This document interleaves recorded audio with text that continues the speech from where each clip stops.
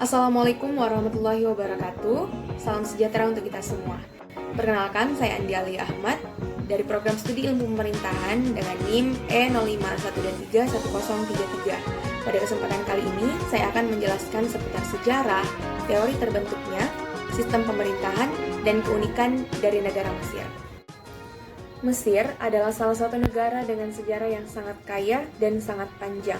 Terbentuknya negara Mesir tidak akan pernah terlepas dari sejarah adanya zaman kuno. Mesir memiliki sejarah kuno yang mencakup periode lebih dari 3.000 tahun.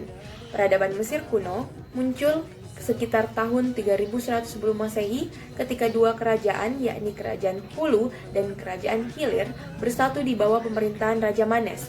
Hal inilah yang menciptakan dasar bagi peradaban Mesir kuno. Pada periode dinasti, selama ribuan tahun, Mesir diperintah oleh berbagai dinasti dan Fir'aun.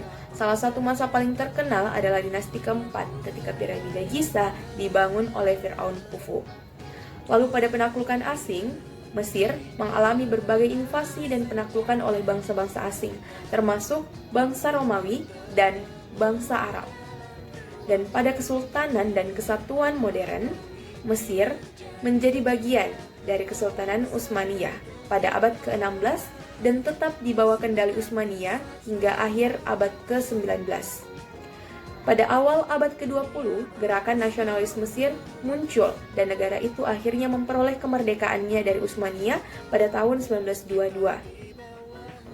Republik Mesir berdiri pada tahun 1952. Revolusi Mesir terjadi, menggulingkan Raja Farouk dan mendirikan Republik Mesir dengan Gamal Abdel Nasser sebagai presiden pertamanya.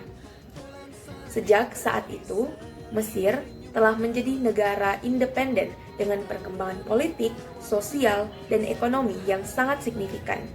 Negara Mesir terbentuk atas teori faktual aksesi, sebab terbentuknya negara Mesir yang terjadi karena kenaikan delta Sungai Nil. Mesir memiliki sistem pemerintahan republik semi-presidensial. Dalam sistem ini, kepala negara dan kepala pemerintahan adalah dua individu yang berbeda. Presiden Mesir adalah kepala negara, sedangkan Perdana Menteri adalah kepala pemerintahannya.